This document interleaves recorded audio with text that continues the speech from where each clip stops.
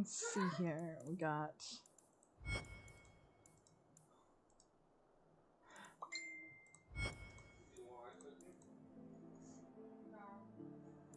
Meryl, Anders, and okay. Alright guys, let's continue here.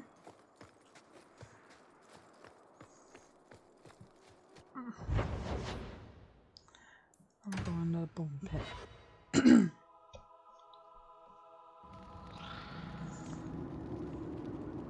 That's good.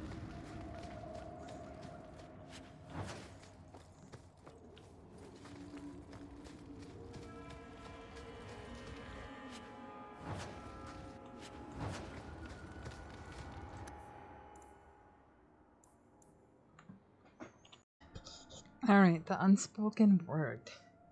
The shield is similar to those crafted by dwarves for export to Olay and the later requisitioned for use in the exiled marches of the 496 Black.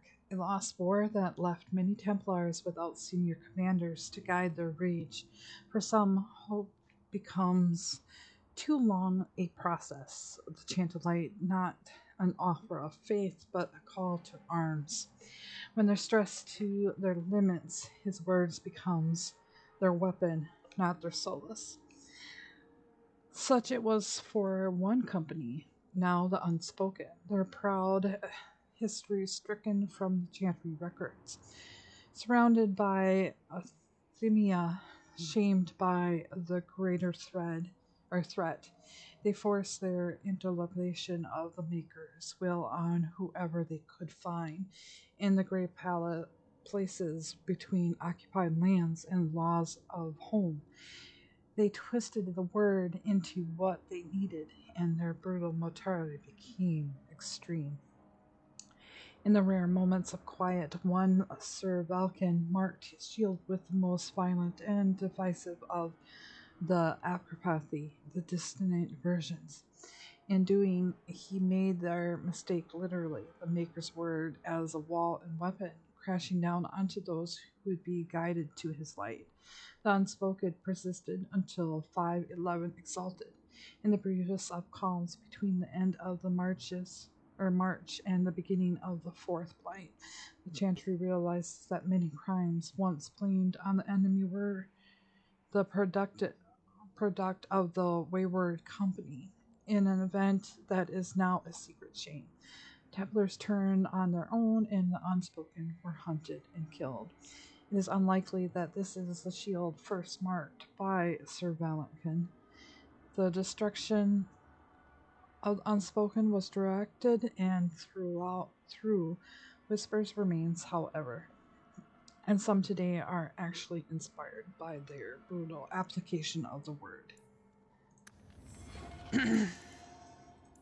Okay. Let's see if we got anything up here. No. Oh, marked.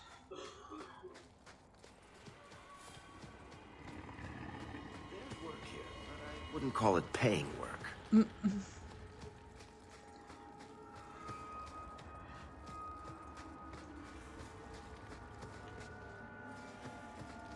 right.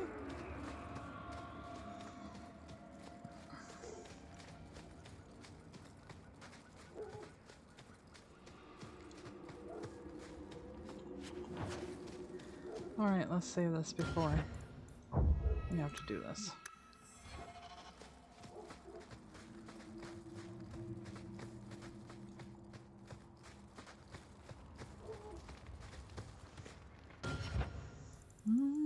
Characters. Oh.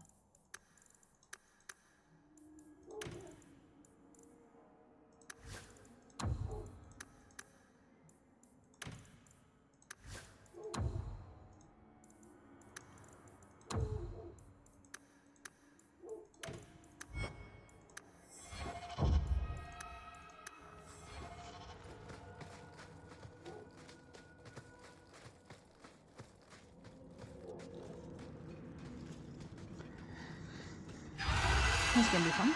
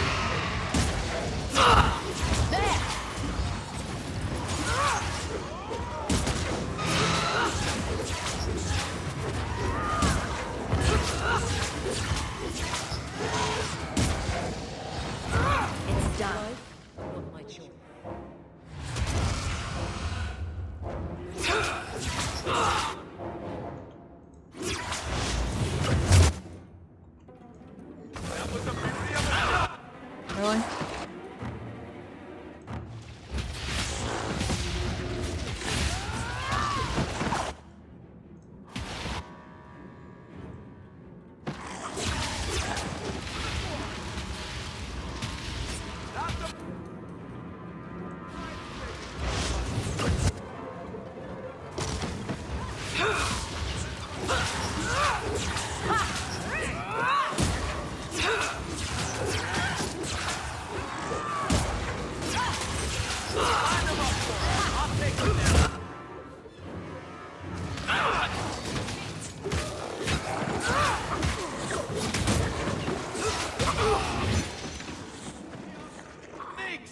Nicely done. I'm on there.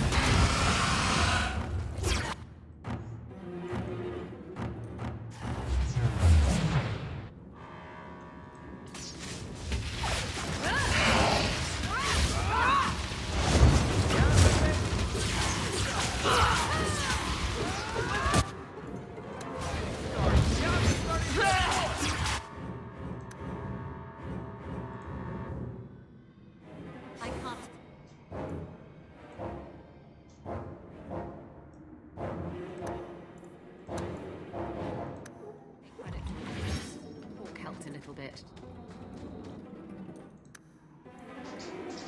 You can't use them?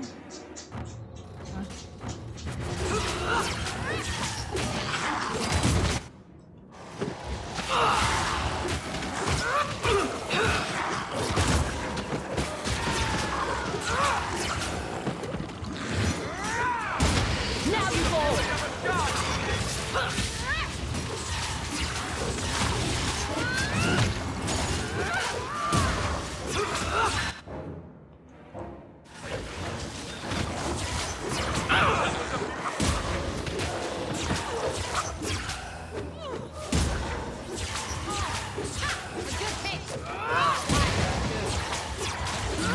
Ending dragons.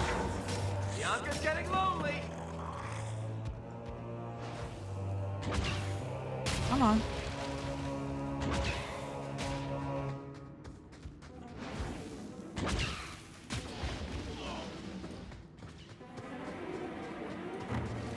Come on, dude. There.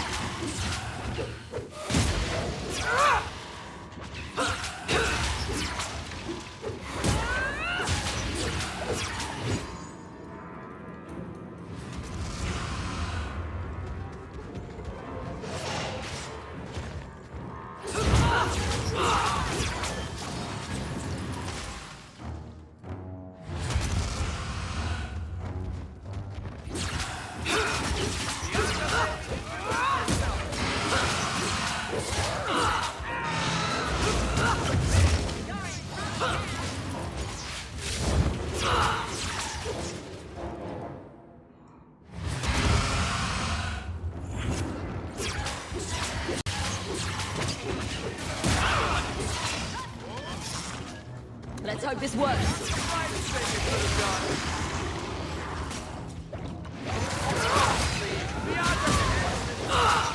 Ah.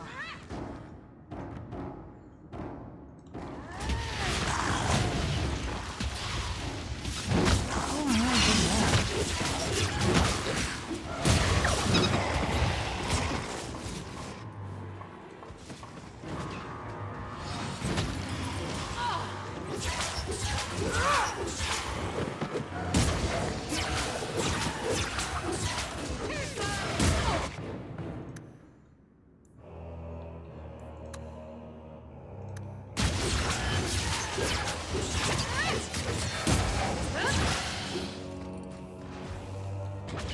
Look at all of my stuff. If I can catch it. Come on. There's a lesson to be learned here. Messing with us is suicide. Oh, we're not done yet.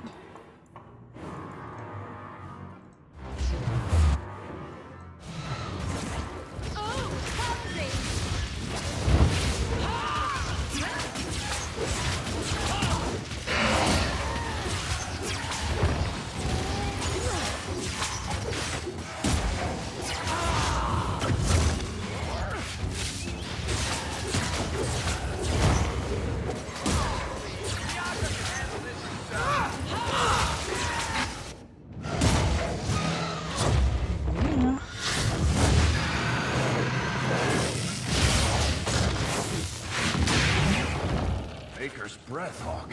You do get results, don't you? Woot woot.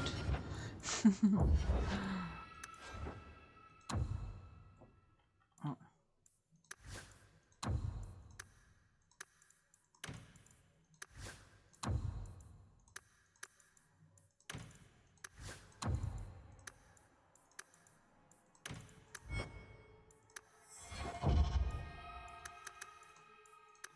One dragon down.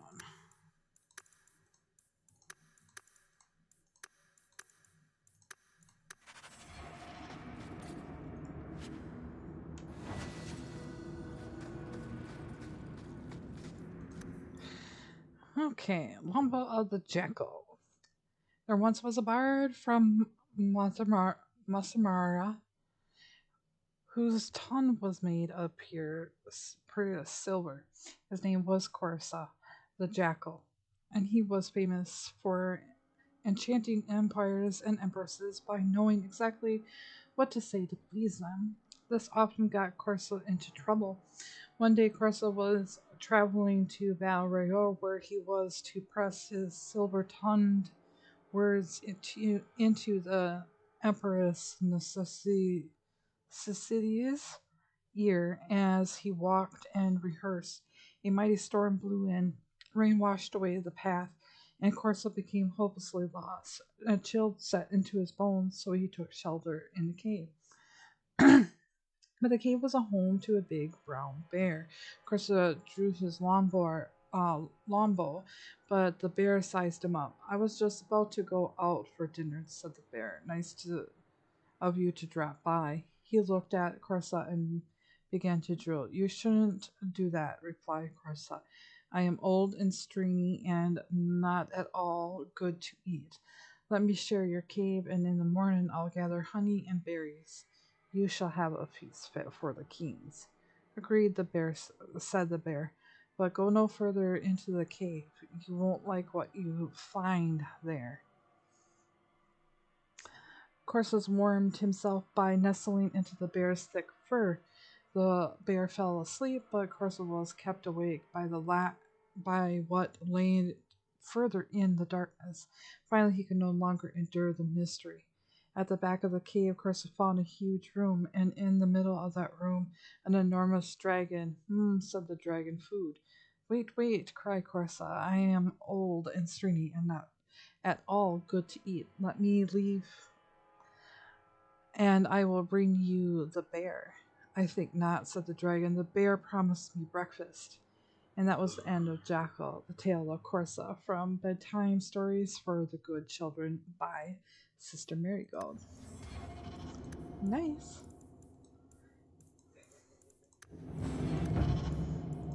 Okay. Dragon's Blood. Collecting dragon's blood is extremely difficult, even for the most accomplished dragon hunters. First, one must locate the increasing rare creatures.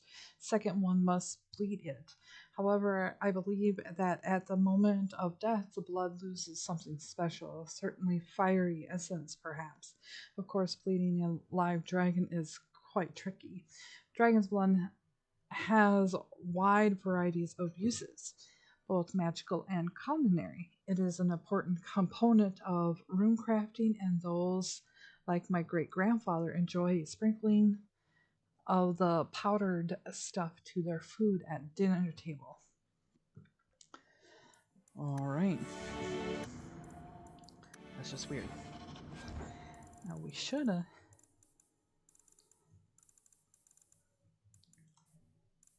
There it is.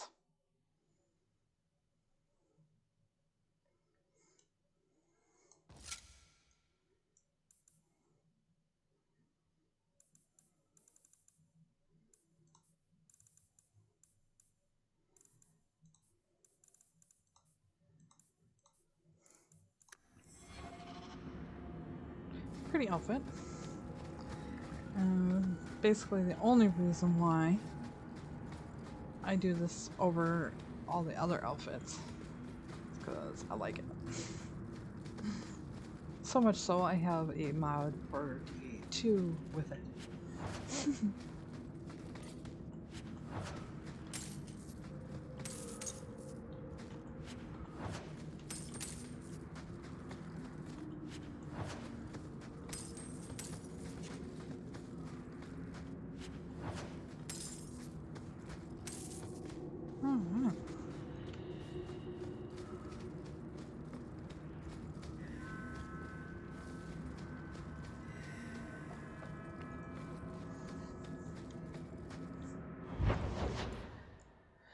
Who needs rescuing?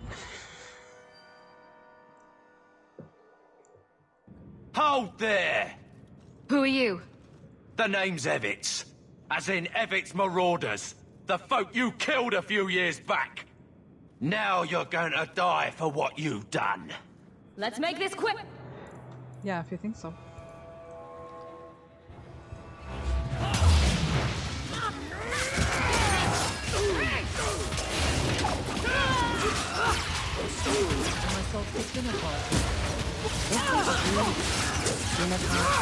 Do you have a lace apron yet, or should I get one for you? Don't change the subject. I sent you an invitation and you didn't show up. I thought it would be... I mean, I don't know. I just don't do family gatherings.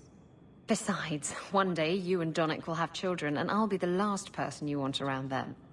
Imagine all the awkward questions you'd have to answer. Mother, what's a slattern? I'll just point at you and say, that's a slattern.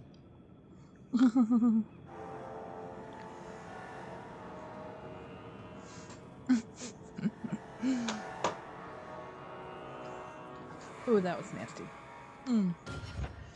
Okay, let's continue. Oh, cat. Really?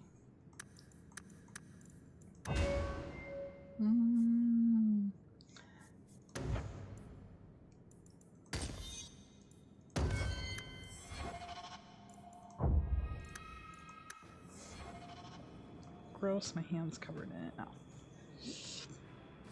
Ick.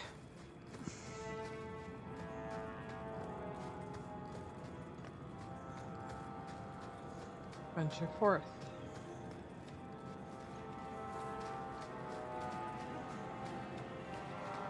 Probably should go over here first.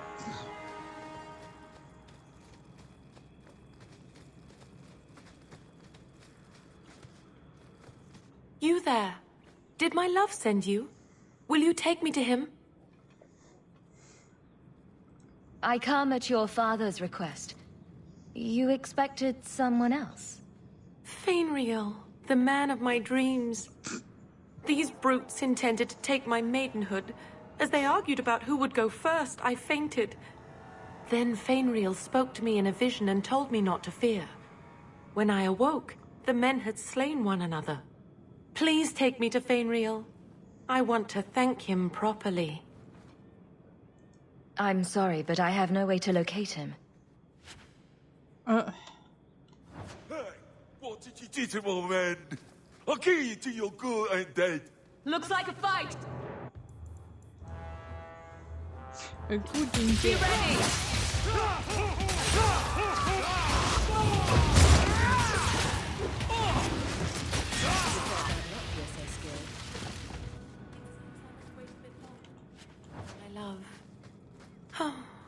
thank you for your aid.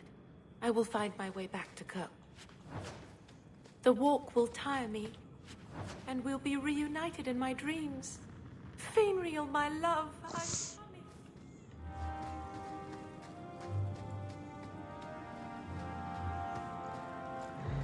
Yeah, okay. Ready to go. And I didn't send you over to the winter just to be in somebody's dreams, Fenriel.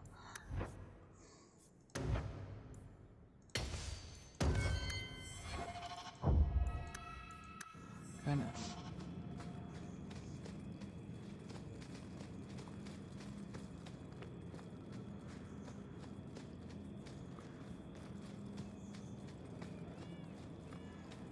Here we go!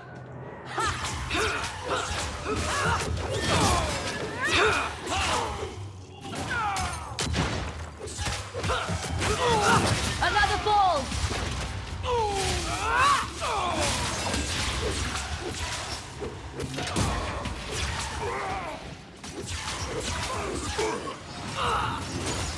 I think I got blood on my coat.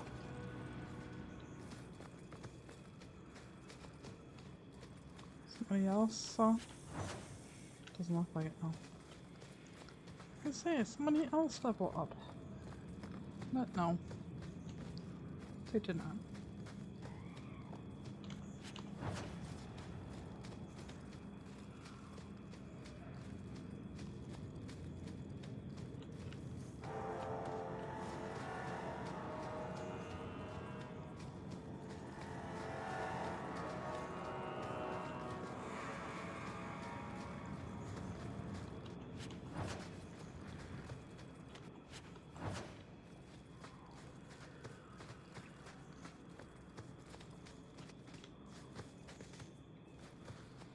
Be careful!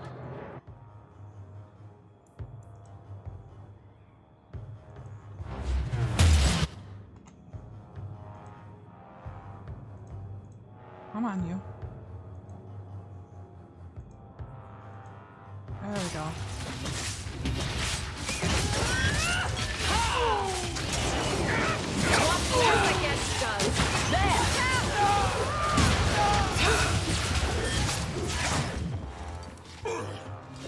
Damn thing.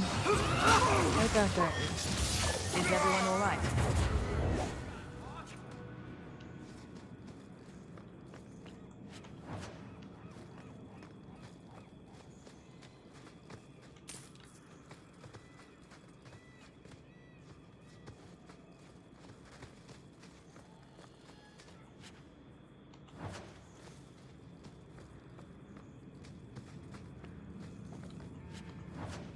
Or somewhere.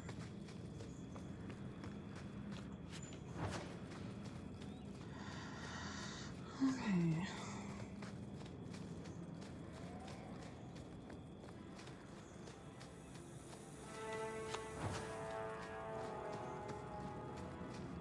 Now we fight!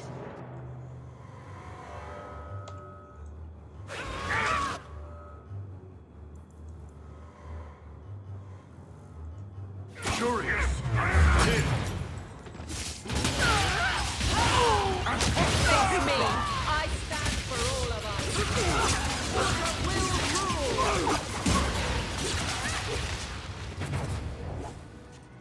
Oh, we gotta level up.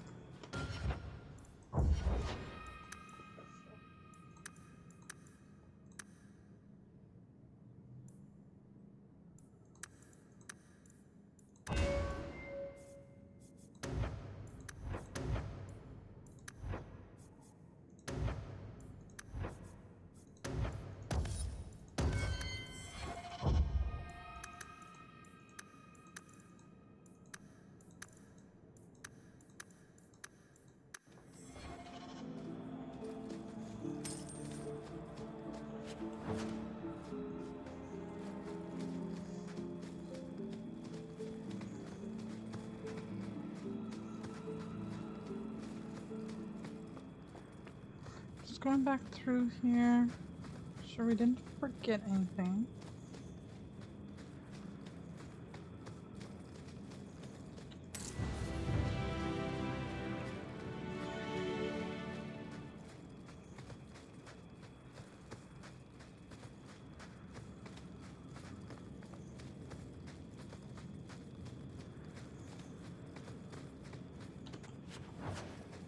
There's another scroll.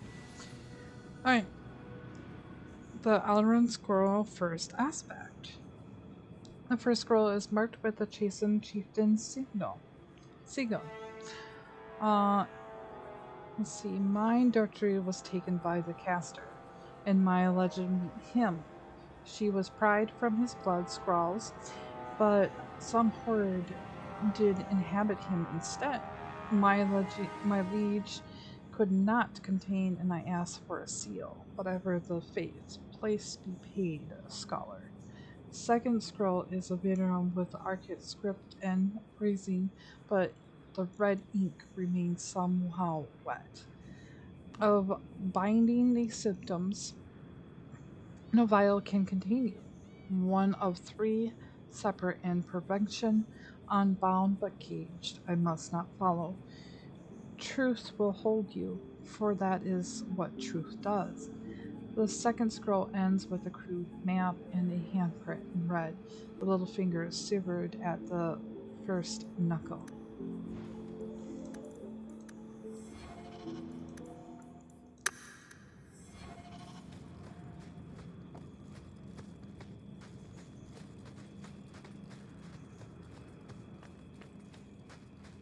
I think our last one is when we do Barrel's quest.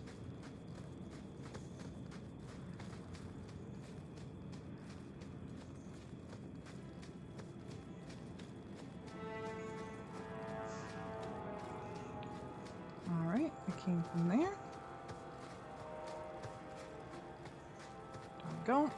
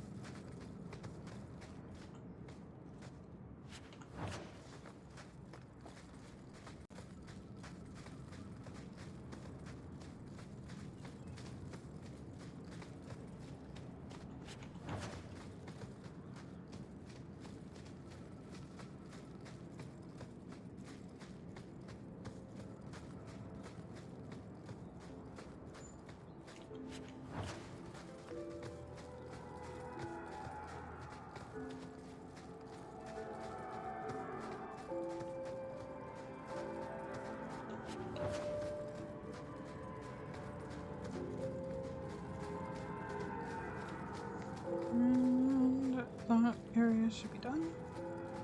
For now, anyway.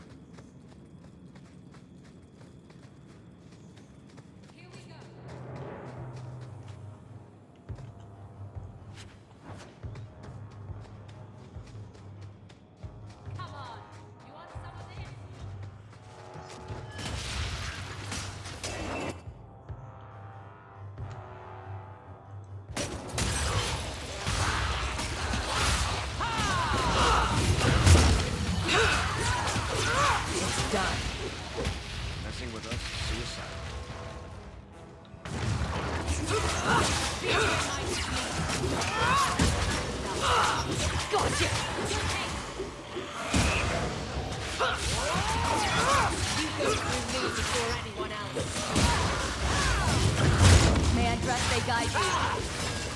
Unworthy! Waste of life, but not my choice.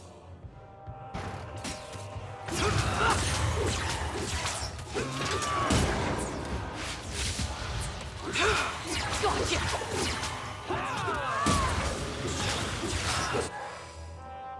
Come on, you.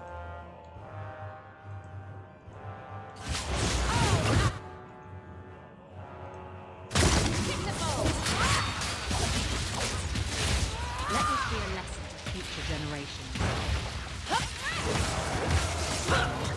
I deny you!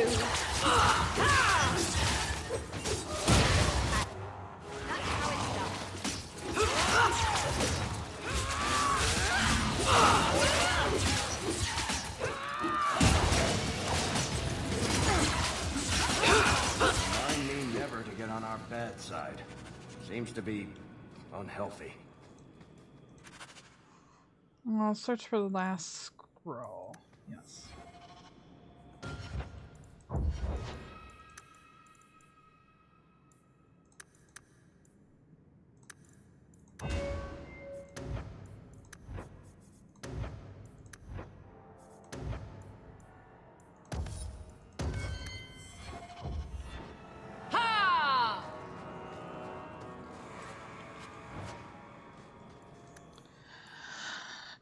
Girdle of the Elders.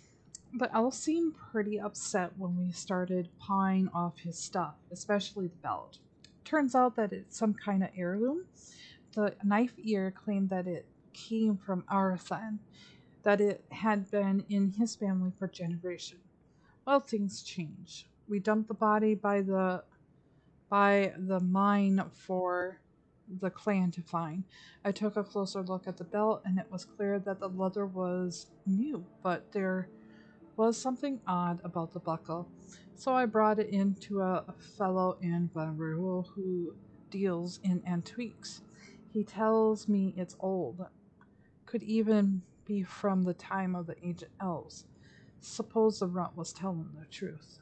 Anyway, hope this is adequate payment for the job. You could sell it or melt the buckle down. I believe it's real silverite. Expert from a letter found in a gambling den in Jadar.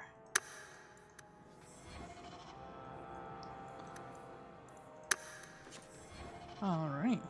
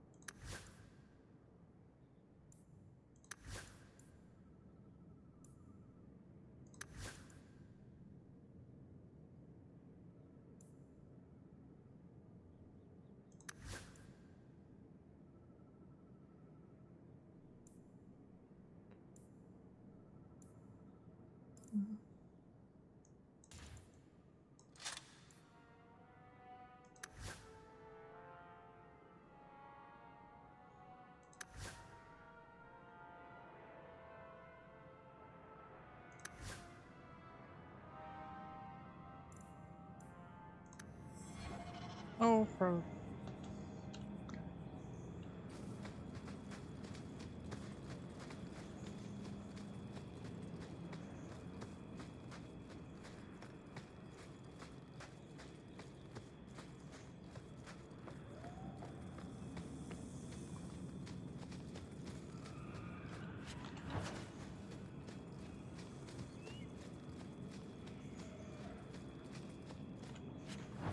ooh, another sword.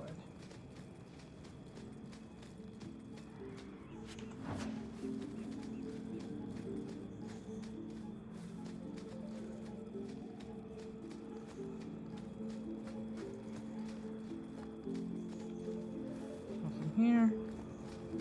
I'll be back for you.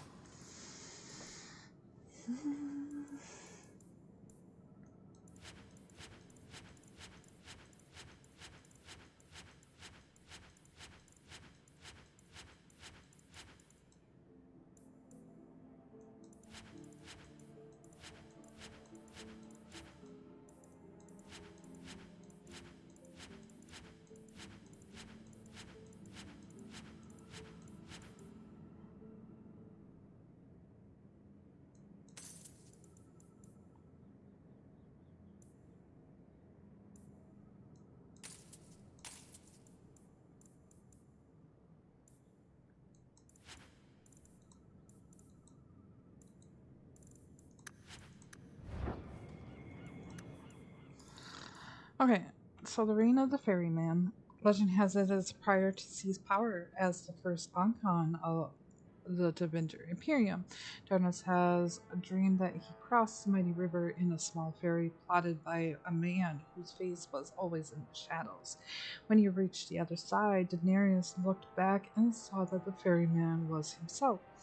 When he took the throne, Daenerys chose as the seal of the Archon an image of a hooded ferryman. Every Archon since has worn such a ring on the third finger of the right hand, a new ring in the cast, and gold for each Archon with his name around the image relief. By tradition, upon his death, the ring is ceremonially crushed in front of the assembly magisters so that no one may use the power of the Archon until a new one is crowned.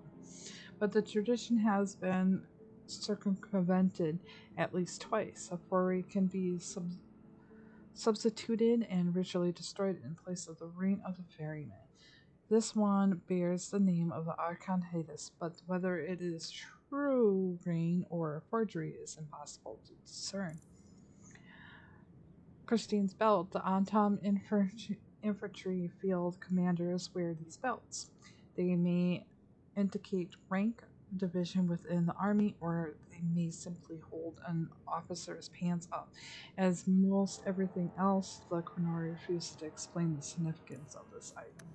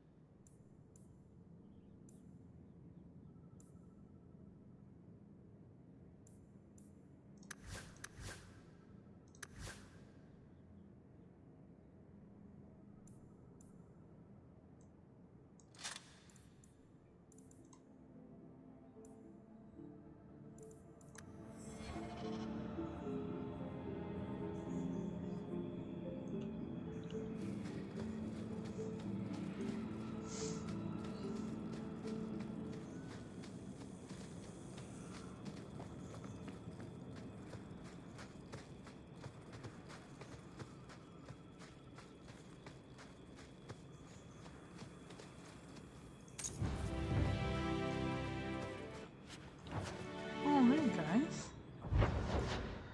Let's see here. Justice. Mind Massacre.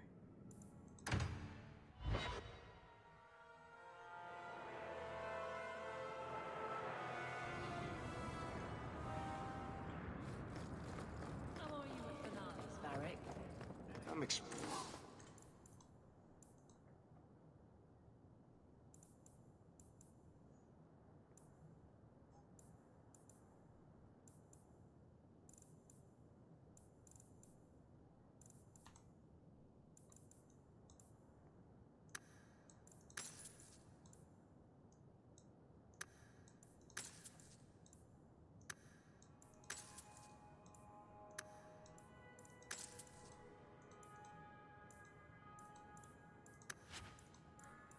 some practical experience fairly soon. Quality of...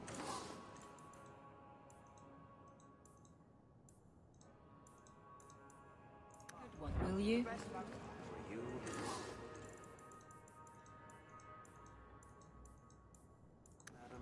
Endless sunsets of roses. Varric. And the swift hand of the law sweeping all aside. I thought it went unsaid. A dragon attacked your mine. Everyone is dead. Dear Maker, what of my equipment? Did it seem salvageable? The dragon scorched every last cart and shovel. Oh, my heart.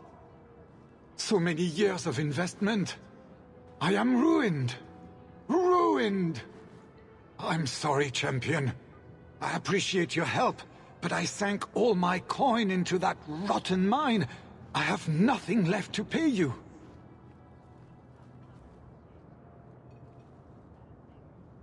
Give me the bone pit. Perhaps in a few years I can get it back in order. What? Ha! Fine, take it. I wash my hands of this cursed venture.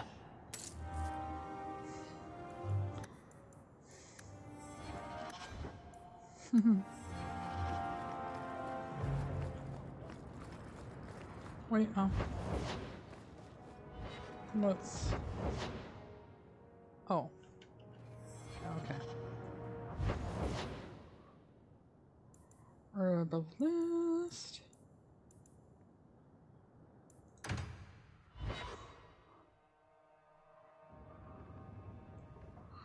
Okay, Meryl. Really made this home, haven't you?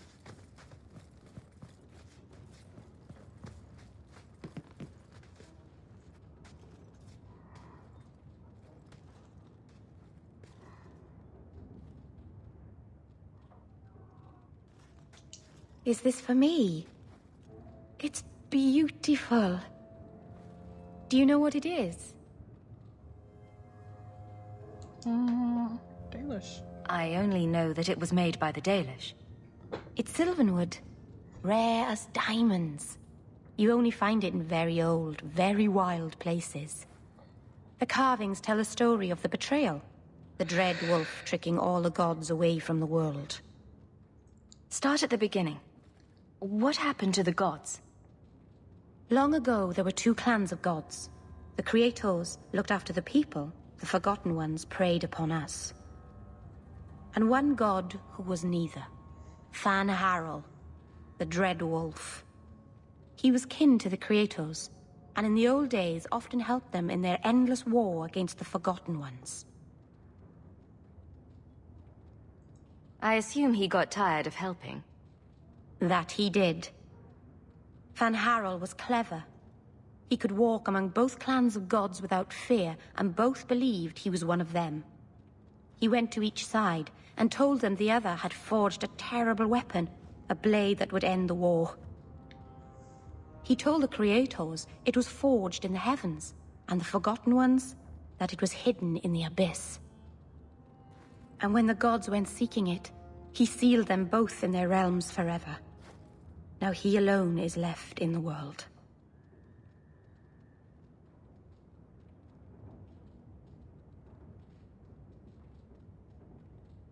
I imagine the Dalish don't depict the doom of their gods just for decoration. Not exactly, no. This was made for a keeper, you see. Guarding a clan from the Dread Wolf is a keeper's place. It's a very sweet memento, thank you.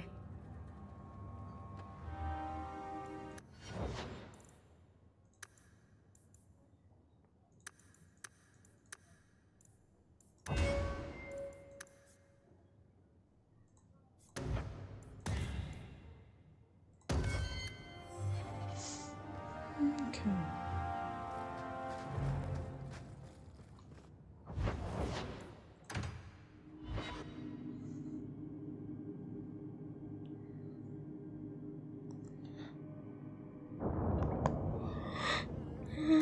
Excuse me. Alright guys, this is where we're gonna save it, and we'll see y'all in the next episode. Bye now.